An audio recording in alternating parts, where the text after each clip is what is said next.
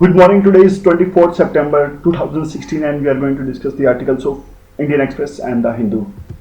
जो हमारा पहला आर्टिकल है उसका कंटेक्स्ट क्या है? कंटेक्स्ट है यूनाइटेड नेशन जनरल असेंबली का 71 सेशन चल रहा है अभी। तो वहाँ सभी देशों के प्रीमियर्स और जो भी रिप्रेजेंटेटिव होते हैं अपनी अपनी स्पीच देते हैं। नवाज शरीफ जो कि पाकिस्तान के प्रधानमंत्री हैं, उन्होंने कश्मीर के मुद्दे पर अपनी स्पीच दी। 85% उन्होंने अपनी जो स्पीच थी वो कश्मीर के मुद्दे पर फोकस रखी और इंडिया ने भी उसका रिप्लाई किया। There is a provision of right to reply and India reply to that speech given by the Nawaz Sharif. तो क्या क्या पॉइंट्स हैं इसके, देखिए इंडिया ने कैसा रिप्लाई दिया। इंडिया ने कहा, साफ साफ कहा कि पाकिस्तान एक टेररिस्ट स्टेट है और कैंप चलाता है और ईवी लीग ऑफ टेररिज्म। ये ईवी लीग ऑफ टेररिज्म क्या है, ये न्यूज़पेपर की हेडलाइंस में बढ़ चढ़ के आया था।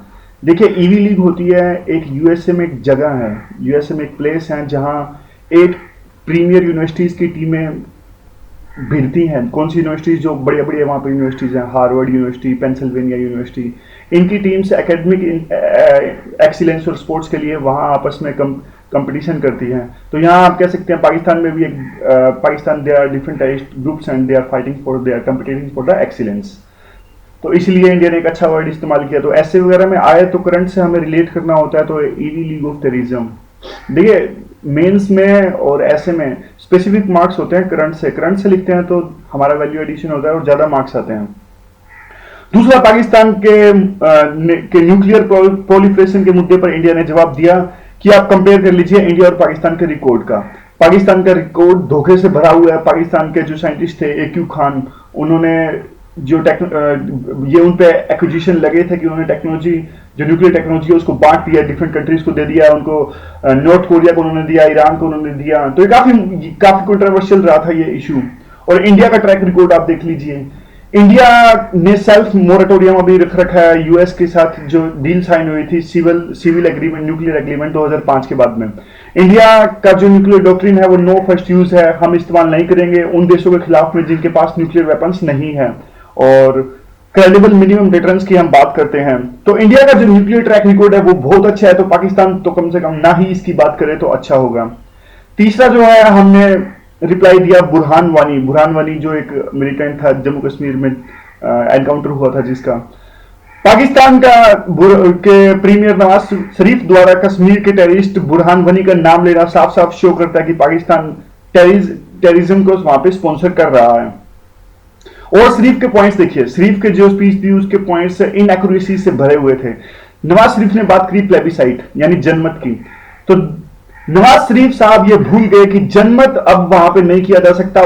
जब जनमत की बात की गई थी नेहरू के द्वारा, तब यह बात की गई थी कि जब दोनों देशों की आर्मी वहां से हटाई जाएगी कश्मीर से तभी जनमत हो सकता है, लेकिन वो आर्मी कभी हटाई नहीं गई। तो इसलिए अब जनमत इन हालात में मुमकिन नहीं है। क्यों? क्योंकि देखिए अभी तो पूरी जम्मू एंड कश्मीर की डेमोग्राफी अब चेंज हो गई है। जब से बॉर्डर खुले थे तो POK से वहां से बहुत से लोग आकर बस गए हैं, तो डेमोग्राफी अब वहां पे पूरी चेंज हो गई है। तो अब प्लेबिसाइड करना मुश्किल है। ये ऑफिशियली स्टैंड नहीं है इंडिया का, ये मैं बता रहा हूँ। प्रैक्टिकली अब वहां जनमत नहीं हो सकता। इंडिया का तो ऑफिशियली स्टैंड यही है कि आर्मी नहीं हटाई गई इसलिए जनमत नहीं होया और ना अभी नहीं हो सकता। और बुरहान वानी को यानी कि जो ये हिजबुल मुजाहिदीन के कमांडर है उसको सपोर्ट किया नवाज शरीफ ने। और 18 सोल्जर्स जो हमारी कंट्री के शहीद हुए उनकी रेफरेंस भी नहीं ली। कम से कम अगर आप एक जिम्मेदार नेशन हो, जिम्मेदार स्टेट हो, तो आपका पड़ोसी देश के सोल्जर्स की हत्या की जाती है, आप रेफरेंस तो लीजिए उसका यूनाइटेड नेशंस की स्पीच में। आपने वो भी नहीं लिया। और पाकिस्तान देखिए बात करता है कि कश्मीर शिमला एग्रीमेंट देख लीजिए आप, ताशकंद एग्रीमेंट, कितने भी पुराने जो एग्रीमेंट्स हुए हैं वो देख लीजिए। पाकिस्तान ने हमेशा कहा कि कश्मीर का जो मुद्दा है वो बायलेटरल मुद्दा है और इसको बायलेटरल यानी दोनों लेवल पे, इंडिया और पाकिस्तान के लेवल पे सुलझा लिया जाएगा। लेकिन अभी 80% स्पीच वो अपनी कश्मीर के मुद्दे पर फोकस रखते हैं। तो क्या पाकिस्तान अपने प्रोमिसेस पर कायम है? नहीं, बिल्कुल भी नहीं है। वो बात करते हैं बायलेटरलिज्म की, लेके जाते हैं कश्मीर के मुद्दे को इंटरनेशनल लेवल पर। अब देखिए इंडिया ने तो अपना रिप्लाई दे दिया और आने वाले 1-2 दिनों में सुषमा स्वराज भी अपनी स्पीच, जो हमारी फॉरेन मिनिस्टर है वो भी अपनी स्पीच देंगे और उम्मीद की जा रही है कि उनके वर्ड्स और भी ज्यादा कड़क होंगे। लेकिन देखिए वर्ल्ड के पास टाइम किसके पास है इस जो लो कॉन्फ्लिक्ट वार इंडिया और पाकिस्तान के बीच में चल रहा है इस पे ध्यान देने का।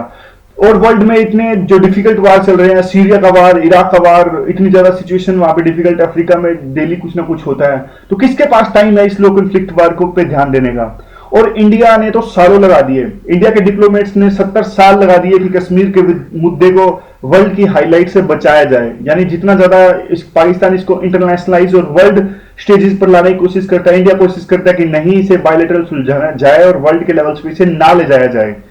तो अभी इंडिया पाकिस्तान के साथ भिड़ के पाकिस्तान के कमेंट्स का जवाब देके इंडिया को बचना चाहिए, इंडिया को इग्नोर करना चाहिए ये सब चीजें। इंडिया को बचना चाहिए कि जितना ज्यादा इंडिया भिड़ेगा पाकिस्तान से उतना ज्यादा पाकिस्तान को पब्लिसिटी मिलेगी, और पाकिस्तान के लिए तो कोई भी पब्लिसिटी, नेगेटिव पॉजिटिव पब्लिसिटी, अच्छी पब्लिसिटी है पाकिस्तान के लिए। तो हमको ये चाहिए कि हम इन्वेस्टिगेट करें जो हमारे ऊपर अटैक हुआ है, और we should take the sufficient steps so that we can avoid the future this kind of attacks in the future, and also we need to strengthen our security there in Jammu and Kashmir. So this kind of steps we have to take.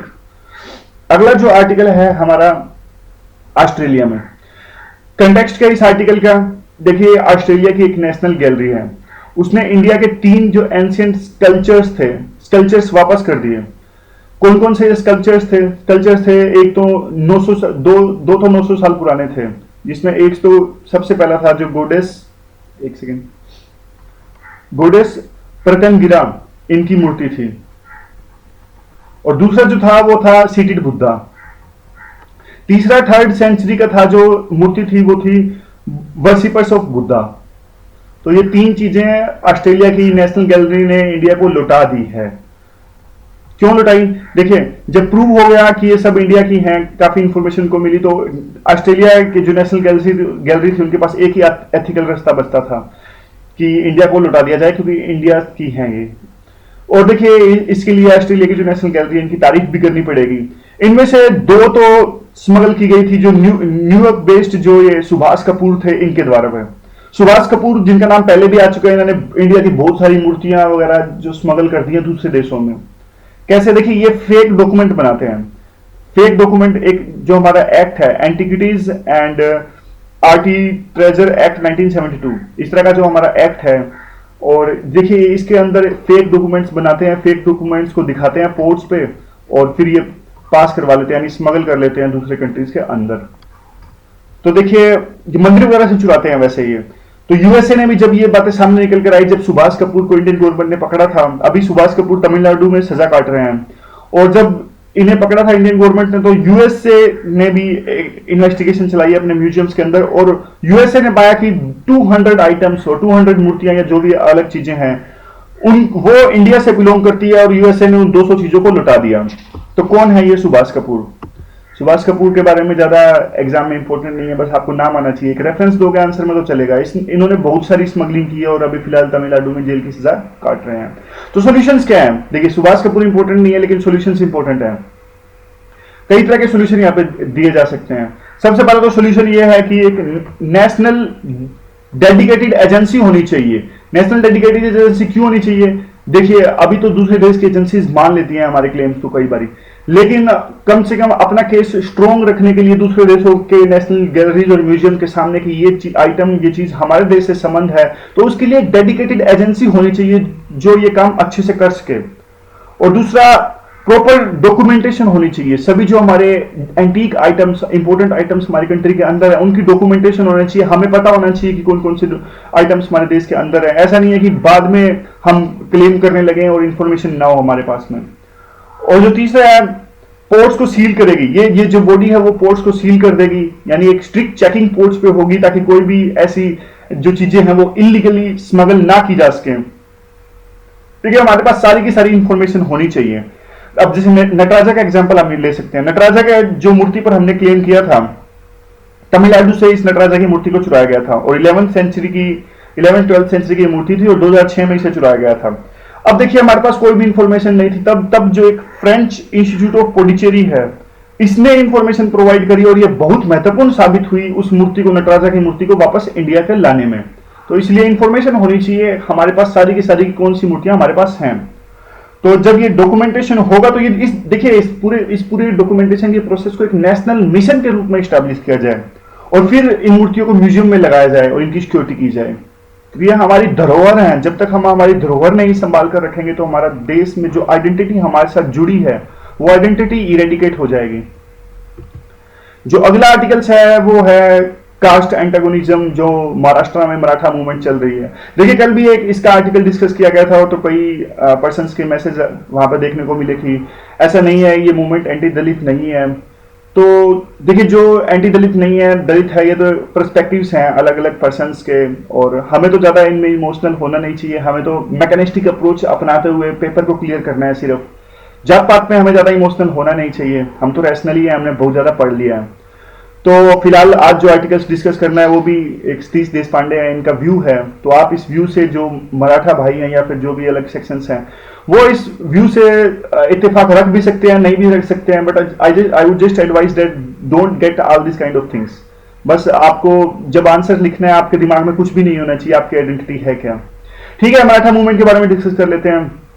देखिए किसी भी lower caste पर जब भी अत्याचार होता है तो वो अत्याचार क्यों होता है और किन के द्वारा होता है? ये उनके द्वारा होता है जो कास्ट हायरार्की है, जो हमारी सोसाइटी में एम्बेडेड है, और वो जो लोग उस कास्ट हायरार्की में ऊपर हैं, यानी अपर कास्ट लोग, उन्हें यह लगता है कि अत्याचार करने से उन्हें दंड नहीं मिलेगा, उन्हें सजा नहीं मिलेगी, और इसको सजा रोकने के लिए कुछ भी नहीं है हमारे भारतीय कानून में।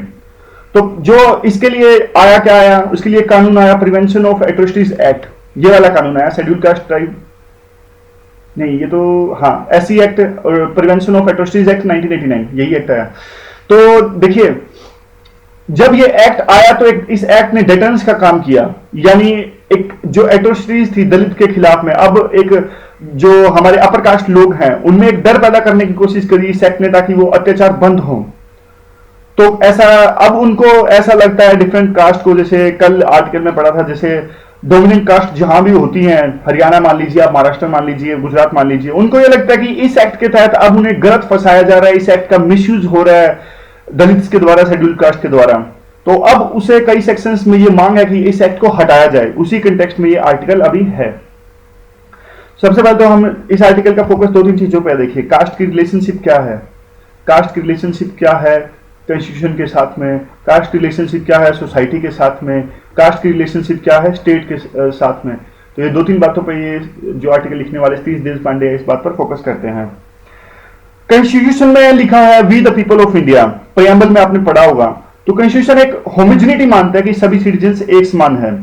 अगर सभी सिटीजन्स एक समान है, अगर मानता है कॉन्स्टिट्यूशन, तो बाद में क्यों आर्टिकल नंबर 15 में और आर्टिकल नंबर 17 में एक डिस्क्रिमिनेशन और कास्ट की बात होती है?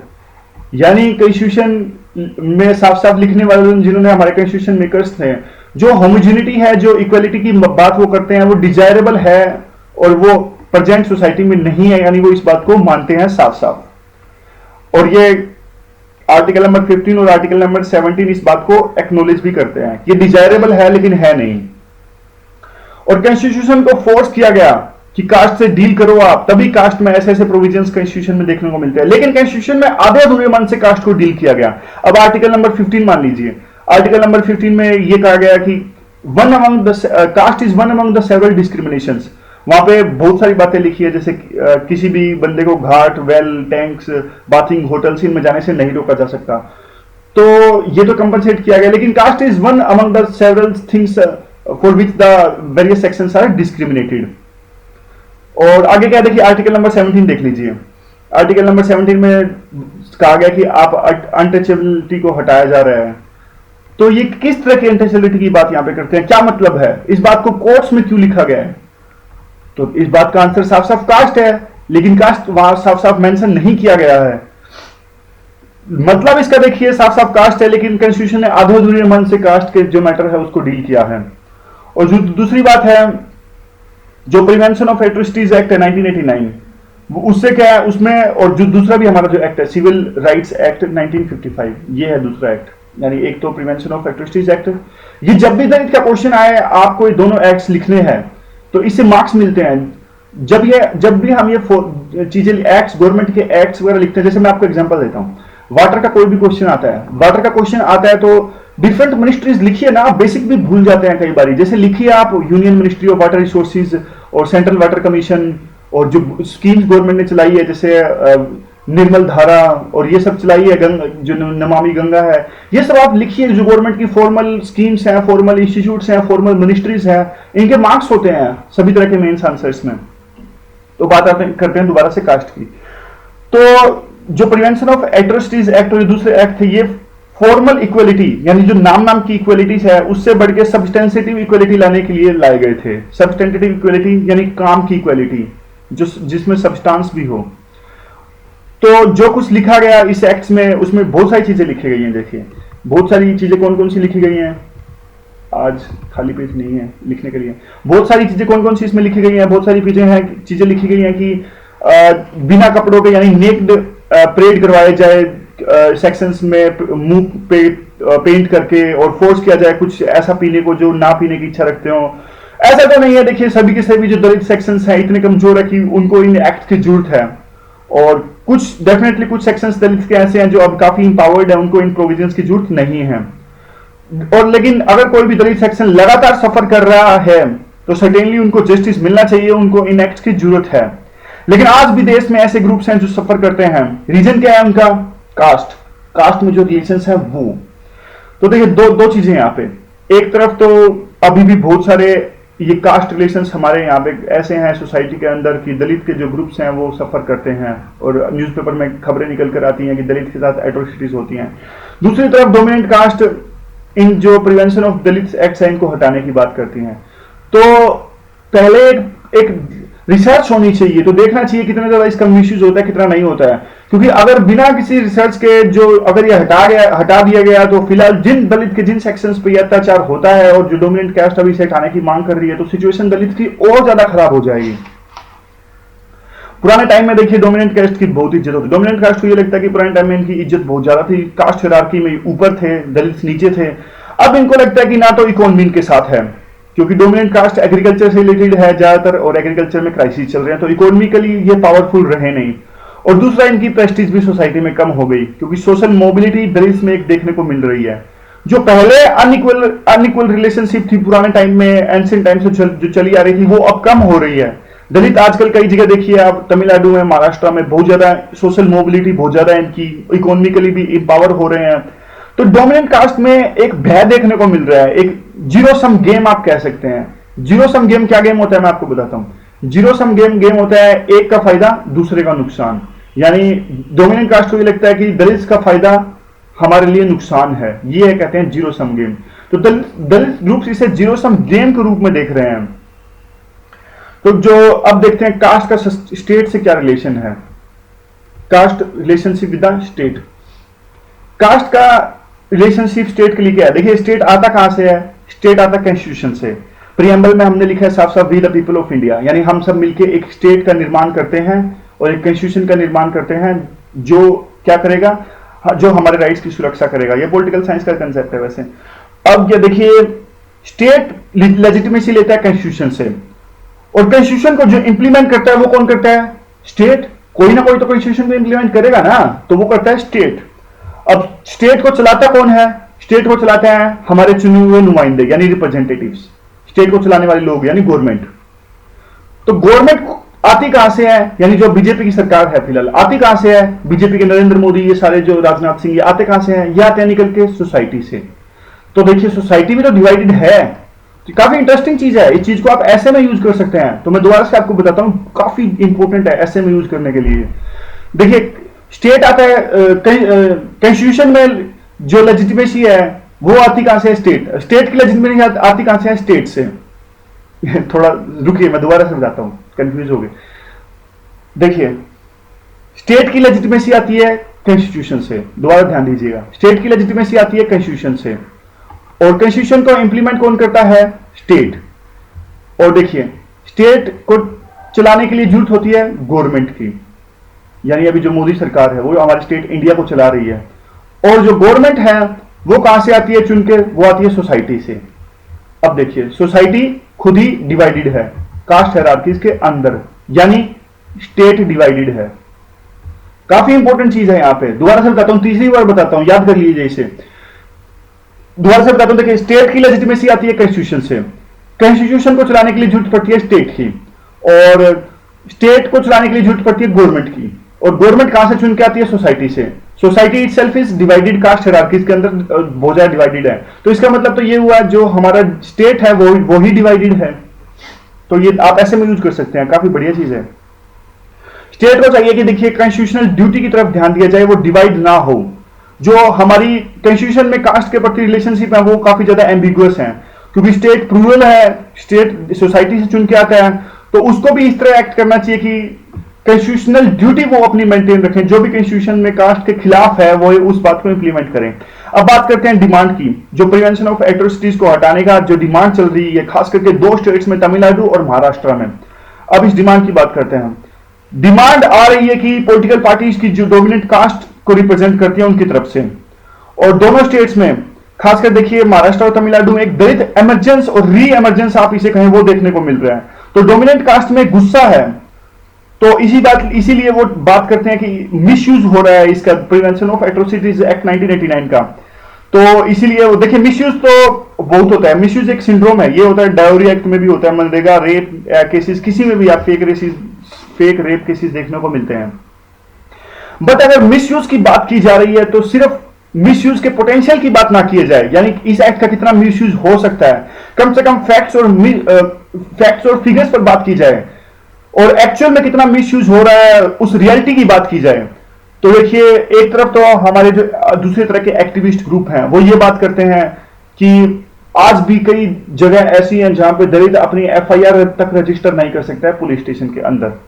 और दूसरा देखिए, ये इस बात में कोई डाउट नहीं है, अगर दलित ग्रुप कास्ट हायरार्की में ऊपर आ जाते हैं तो वो भी अत्याचार करेंगे, they will be definitely efficient oppressors them. लेकिन फिलहाल ऐसा नहीं देखने को मिल रहा है, फिलहाल ऐसा कुछ नहीं है, फिलहाल उनकी सिचुएशन अभी भी खराब है, और एट्रोसिटीज एक्ट के केसेस अभी भी बहुत ज्यादा देखने को मिल रहे हैं, और गवर्नमेंट उन पर एक्ट नहीं करती है। तो ये सारा आर्टिकल था, काफी थोड़ा कंफ्यूजिंग आर्टिकल था ये। हमें तो डेफिनेटली देखिए, मैं बताता हूं आपको, हमारे जो मेंस के आंसर्स होते हैं, मेंस के आंसर्स ऐसे होते हैं, कई मुद्दे ऐसे हैं जिन पे आपको बिल्कुल कॉम्प्रोमाइज नहीं करना है, यानी उनके बारे में खिलाफ बोलना नहीं है, यूपीएससी का रूल है ये। मैं आपको बताता हूं कौन कौन से मुद्दे हैं। गांधी जी के खिलाफ आप कभी नहीं बोलेंगे, चाहे कुछ भी आपकी राय, पर्सनल राय उनके खिलाफ है कि नहीं है। वुमन के खिलाफ आप कभी भी नहीं बोलेंगे, कभी भी नहीं बोलेंगे आप, उनके बाद हमेशा उनके लिए ही काम करने की बात करेंगे। डिसएडवांटेज सेक्शंस यानी माइनॉरिटीज यानी दलित, इनके खिलाफ आपको यूपीएससी के आंसर्स में कभी भी नहीं लिखना है। तो मैकेनिस्टिक अप्रोच होनी चाहिए हमारा ये मार्क्स लेने के लिए यूपीएससी में। तो मैं तो दोबारा से यही कहूंगा, देखिए सीधा सा एग्जाम है, पेपर क्लियर करना है और यहां से निकल जाना है।